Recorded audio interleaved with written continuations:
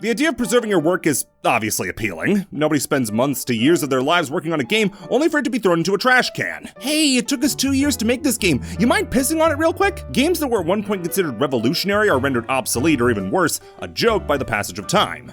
That's why remakes and remasters are so important. Instead of letting something sit stale because the technology wasn't there to make the game you wanted to make, why not just make it again? Some of the best and most well-regarded games of all time are remakes, and I'd say a good amount of good remakes easily outweighs the bad.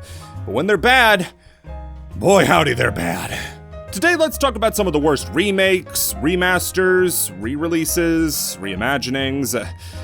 God, I wish there was just one word to refer to these without having those two blights on my tongue in it.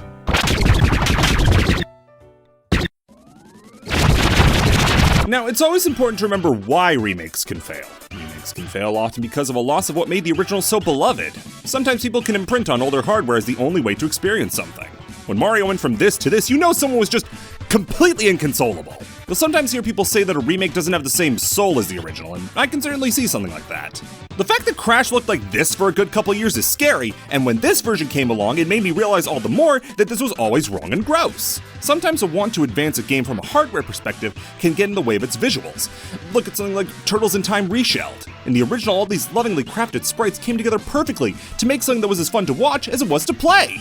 I don't know how exactly to describe it, but Reshelled looks like everything's made out of goop. Everything looks more like a clay figure than an actual real-world Teenage Mutant Ninja Turtle, and it has none of the charm or character of the original. The other reason remakes can be inferior is because of additions or subtractions included from later on in the series applied to an older entry. Metal Gear Solid: The Twin Snakes is a game that should have been made. Metal Gear Solid is one of the best story-based games of all time, and to see that story play out in a way that doesn't look like strategically placed sticky notes is great to see.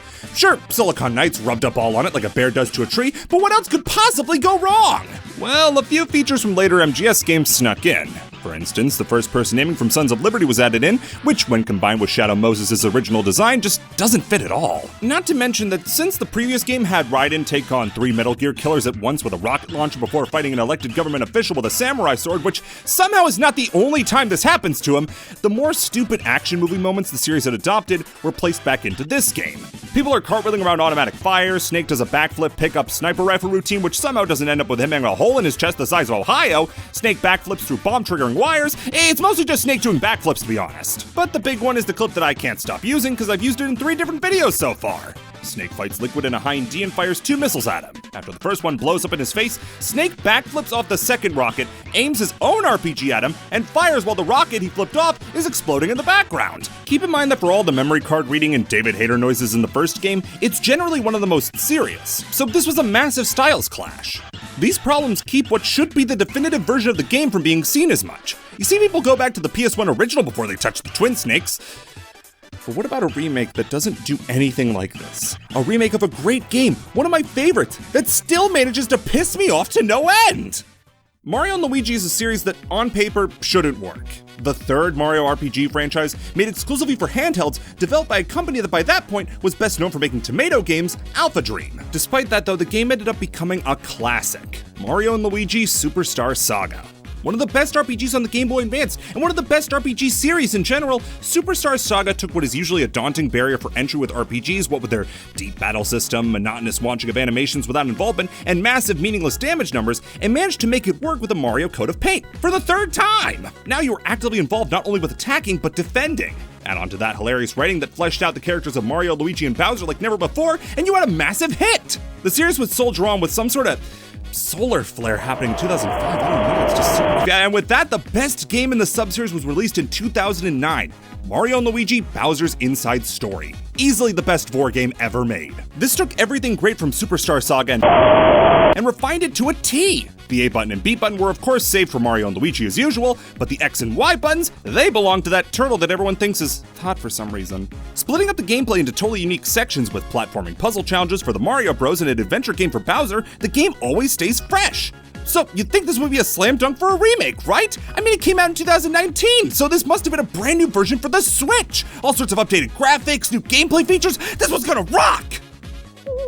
Why do I feel chill all of a sudden? Oh, Mario and Luigi Bowser's Inside Story on 3DS, how I loathe thee. Now, you're probably asking why I hate this game so much, and I'm not asking for a lot, it's simple. I just wish it wasn't born. Problem number 1, this game followed the remake of Superstar Saga in 2017, a game that came out on the Game Boy Advance in 2003. They didn't even know how screens worked back then, so of course they needed to fix this. Bowser's Inside Story came out on the DS in 2009. You wanna know a nifty thing that the 3DS can do? Witchcraft, burn it. That's right, you can play DS games on the 3DS, so it's not like you can't play Bowser's Inside Story already, you could play it on the same machine that plays the remake. That made people ask what the point of remaking a game was if it was still perfectly playable on current hardware. Oh, these shoes are still working, but I really want these boots, I mean, they have Amiibo support. Problem number 2, this game came out in 2019. By this point, the 3DS wasn't dead. No, if it was dead, it would stop getting support. Instead, the 3DS was simply mortally wounded. By who? Just book the Wii, no one will care. The 3DS was 8 years old, and the successor to both consoles and handhelds, the Nintendo Switch, was released 2 years prior. That means that this was 2 years removed from anybody giving a single solitary heck about the 3DS. As a result, nobody wanted or cared about Bowser's Inside Story, and it went on to be one of the worst-selling Mario games of all time, beating records not seen since the Virtual Boy. One of these games actively hurt you, and the other actively tried to kill people. Which brings us to problem number 3. Game's poor sales, which capped out at the low 30,000s, which for a Nintendo game is, what's the word? Oh yeah, unmitigated disaster. This ultimately resulted in Alpha Dream filing for bankruptcy and suffering the worst fate you can. Having your Wikipedia article replace all your is with was. It's a fine remake of a great game, but everything around it made me consider it absolutely terrible, simply for the fact that it did way more harm than good. Now on to games that people are more familiar with when it comes to bad remakes. How about we go to a place where only pain and suffering is assured for the... I did this joke in the last one of these. Silent Hill HD Collection. So the Silent Hill series was in a bit of a massive freefall following the 4th game, Silent Hill 4: The Room. The original team behind the games was disbanded after the game's release, and the franchise meandered on into mediocrity with occasional flashes of brilliance, which, oddly enough, came in the form of another remake, Silent Hill Shattered Memories. Homecoming, Downpour, Origins, 2 wet socks of films, Silent Hill was in the toilet for all intents and purposes. So what better than doing what Konami does best? Relive the glory days! See, 2011 and 12 were the years that Konami were grinding up old franchises and snorting them to feel something again. This is what happens when you make 113 different Dance Dance Revolutions. It started off with a Metal Gear Solid HD collection, which contains Metal Gear Solids 2, 3, and the underrated PSP game Peace Walker, which was finally given a control scheme that wasn't torture. In November, they released the Zone of the Enders HD collection, a series more well known for the fact that the term cockpit was used very literally than anything else. However, in between these 2 games was the Silent Hill HD collection. Now, it was already odd that instead of including all 3 Silent Hill PS2 games, there was only the first 2, but whatever, we can't all have a Peace Walker. I checked, zoning permits would have made it a nightmare. But hey, at least the MGS HD collection was handled by Blue Point Games. They made some of the best remakes and remasters ever! Sure, they made Shadow of the Colossus look good, which completely betrays the point of the original. Look at this, I can't tell what it is, it looks awful, and I like it that way. But whatever, Silent Hill is gonna rock! Who'd they get this time?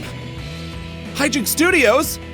Oh yeah, this game will look perfect alongside the other ones. Defend the Penguin, Frogger Returns, Silent Hill HD, a 3-piece in a pod. So just because they didn't get grade A developers and the most noteworthy games they've made up to this point are Glee karaoke games, doesn't mean they aren't gonna make magic happen. Konami, I noticed that Blaze Saki got behind your back. Care to explain what's inside? Oh, would you look at that, it's the mangled source codes of Silent Hills 2 and 3. I don't feel too confident all of a sudden. That's right, when Konami gave Hijinks the Silent Hill 2 and 3 builds to remaster, they gave them incomplete versions, both not even close to release quality.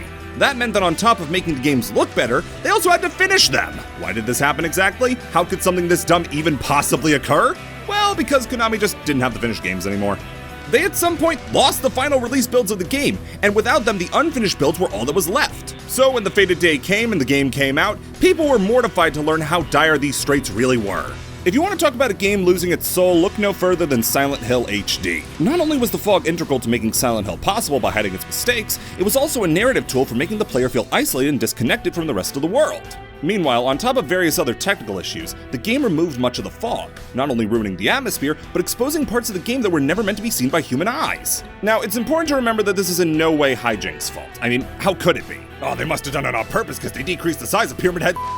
No, Konami screwed them over with not enough time, care, or money going into what was in their eyes a cheap cash grab to capitalize on a failed revamp of a series and a trend of improved HD collections on the 7th generation of consoles. Sadly, Hijinks had to pay the price as following the game, the company went under.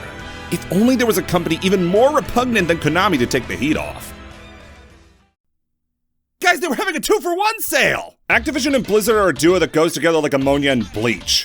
Honestly, a pairing that has done way more harm than good. Even disregarding the recently released documents from the California government showing that they are out-and-out scumbags, Activision and Blizzard have done so much work to create bad PR for themselves. From bending a knee to the Chinese market at the expense of free speech in their community, to a misuse of their franchises, to a use of the LGBTQ+ community as a plaster for the cracks that would show up while actively creating a work environment that was hostile towards them, they've shown just what type of company they really are. Looking back then, Warcraft 3 Reforged coming out the way it did should have been no surprise. Warcraft 3 is one of the most important RTS games of all time. It helped get millions into the genre, helped to popularize the modding scene, and gave birth to an entirely different game franchise, Dota.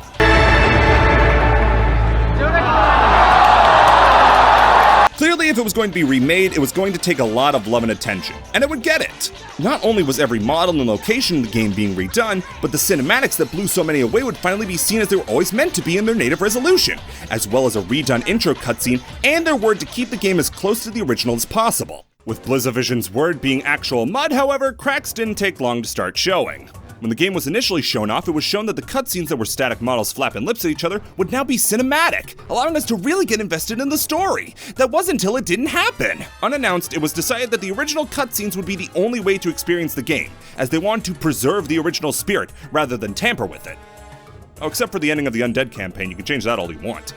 Oh, and those fan-favorite features? Oh, dozens of them were gutted out like a rotting fish. However, of the features that were gutted, custom maps were one that remained, and you're in luck! If you end up making the next Dota, you lose all rights to make any money off of it whatsoever, since Activision and Blizzard now own all custom maps!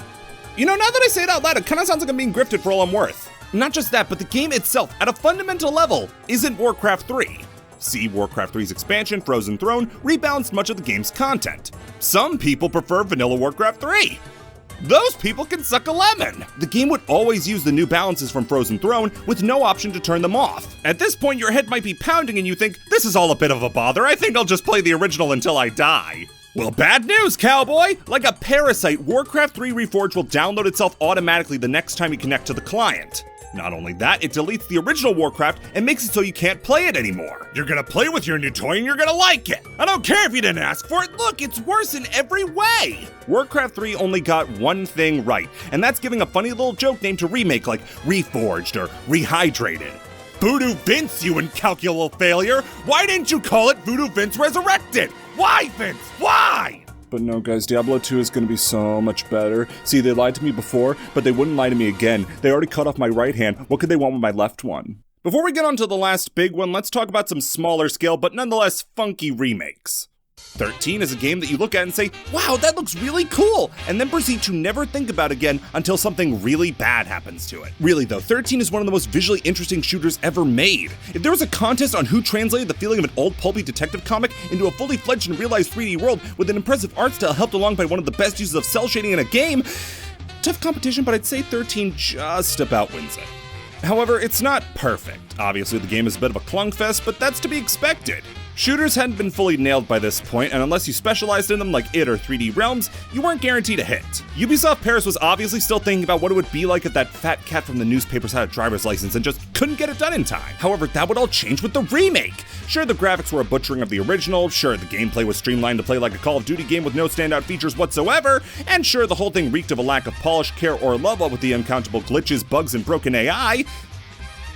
I forgot my point. This game's good, right? 13 ended up being such an abject failure that in the time they were recording the game's sales figures, the original 13 ended up outselling the remake on account of the fact that all people said about the remake was, just play the original. There is not a single chance that every single person who worked on the remake is not deeply embarrassed. Rhythm games are a little hard to mess up, aren't they? Just hit the button when your ears tell you good things are happening. From DDR to Rhythm Heaven up to Friday Night Funkin', rhythm games are a genre that have always pumped out quality. Sure, the rhythmically impaired like me have no time for them, but what do we matter? Can't keep a tune, we might as well just be shot! All these games have one big dad to thank for giving them the groundwork to leave their mark. Parappa the Rapper. Funny story about Parappa. So my friend is a big fan of the flat dog, so I wanted to get him his beanie for their birthday. Then the seller on eBay spent 3 weeks jerking me around to the point that I almost missed their birthday entirely. They made it up to me by sending me 2 hats instead of 1, so now I have a Parappa the Rapper hat that I don't know what to do with. Not only did Parappa innovate on exposing which members of society can't follow a basic beat, but it also had a super charming art style of paper-thin stylized art done by C.H. Greenblatt, so a remaster to make the game look nicer was natural. What wasn't so natural was an unforgiving amount of input delay. See, when Parappa on PS1 was released, game controllers still plugged into the consoles. That means there was literally no input delay. That wasn't taken into account with the wireless PS4 controllers, and as a result, the game registers an input a very minute amount of time later. In any other game, that's fine. In a rhythm game like Parappa, it's death.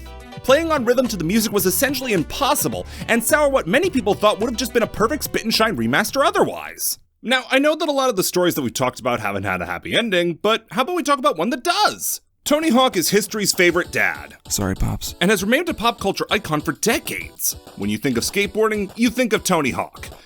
Or maybe Rob Dyrdek if you drank Dr. Bob instead of Dr. Pepper. He was the face of the sport, and as a result, the face of much of the movement that skateboarding created. A devil-may-care activity enjoyed by the counterculture youth. What's this modern art piece you have here? More like a sick grind spot, old-timer. I wear the jorts and the Thrasher shirt without knee pads, as my knees will live for 1,000 lifetimes. Oh, are these the rules? I bet it would suck if somebody bended them. Whoops. You get the idea. However, in the late 2000s, skateboarding started to show its age. Suddenly, wraparound design t-shirts, Jinko jeans, and effervescence were going out of style, and the companies that invested a lot into skateboarding games were looking to cash out. That's why Activision, those naughty little nipples, put pen to paper on a remake of the first 2 Tony Hawk games. Oh, no, silly Billy, wrong Remakes! I mean this remake, the Rob Dyrdek of Remakes. Tony Hawk's Pro Skater HD first and foremost used the engine used on Tony Hawk's Underground 2 instead of one with physics tailored to the original games. That in and of itself is enough to make any purist mad. You thought people were mad about the frozen throne balancing in Warcraft 3? Wait until you get a taste of what a teenager who hates his dad can do with a slab of balsa! That's not all though, as one of the most defining features of the whole game, the soundtrack was altered too. Of the 25 songs you could listen to in the original 2 games, 7 were brought over, with new songs making up the majority of the track list. Now, luckily Goldfinger's still in there, thank God, but at what cost? We'll never forget you, Papa Roach. Oddly enough, though, the number of stages was the same as the number of original songs. Only 7 stages from the classics were brought over to this one. Of all the things they were hacking out of the game they were remaking, they actually kept one thing that nobody wanted. In Tony Hawk's Pro Skater 2, there was a mechanic called a Big Drop, where falling from a high enough height ended whatever combo you were on. Fans reacted to this by saying, quote, "This is totally bogus, man. This is making me bug out." And I must inform you that while I was getting this testimony, they were making frequent and lewd hand gestures. This was changed in the next game and was never seen again, save for the ports of Tony Hawk's Pro Skater 3 and 4 on the PS1, since they were built on Pro Skater 2's engine. HD, however, decided to bring back this fan-favorite feature, in levels that you were absolutely supposed to be able to drop from any height from, ruining, everything?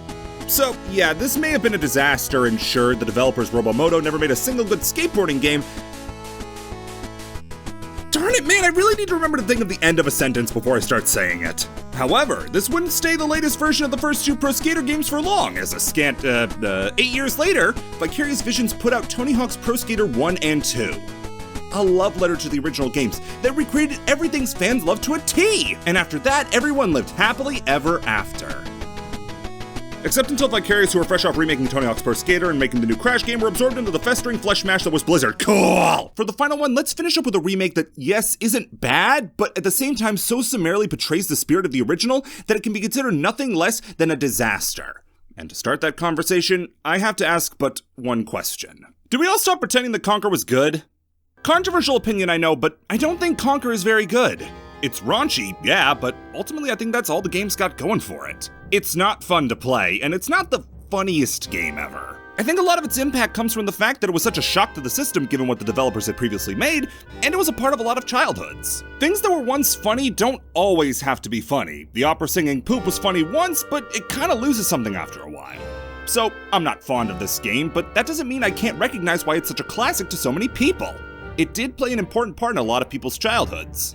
For my generation, the N64 was our first game console alongside the PS1, and from there you grew up to be really into defending video games on internet forums with your GameCube, an elitist snob with your PS2, or a headphone-shattering squeaker on your Xbox. It was on that Xbox that Conker found its second life. Rare's acquisition by Microsoft, which only just now, like the last 2 years now, is finally paying off, meant that the tale of the red squirrel would be told in the way that it was meant to be. Conker Live and Reloaded was here, and it's just wrong. I don't know what else to say, but this just isn't Conker. Conker was known for a lot of things, bucking the cutesy platforming trend for a foul-mouthed adventure, and that foul-mouthed part is a lot more important than you realize. On the N64, the stupid children's toy only played by babies and people who were convinced that this controller wasn't designed by squids had fully uncensored swearing in scenarios, save for some examples. Then you look at the Xbox version, designed for adults and gamer bros, the man's game console, and here the squirrel can't say the word. I am the great mighty Pooh, and I'm going to throw my shit at you. A huge supply of tish comes from my chocolate starfish. How about some scat, you little twat? I am the great mighty Pooh, and I'm going to throw my shit at you. A huge supply of tish comes from my chocolate starfish. How about some scat, you little twat? It's such a weird choice because this will make people think that this is the censored version of the game, despite how it's still M-rated just like the original. And just think about this for a second. Microsoft was more stringent on their censorship policy than Nintendo. Not to mention they put a lot more focus on the game's multiplayer. That's why the game is named the way it is. It's Conker Live and Reloaded. The thing is that this isn't GoldenEye multiplayer. This is Arkham Origins multiplayer. For the uninitiated, Arkham Origins multiplayer refers to a game that should not have multiplayer. Why does Conker have multiplayer? Better question, why does Arkham Origin have multiplayer? The question still has to be asked though, what does Conker have if not for its vulgarity? As it turns out, not a lot, because you're not coming back to this game for the gameplay, and when people are referring to Conker, they only ever refer to the original. It's never this version, it's always the real version. The one on the stupid Nintendo machine.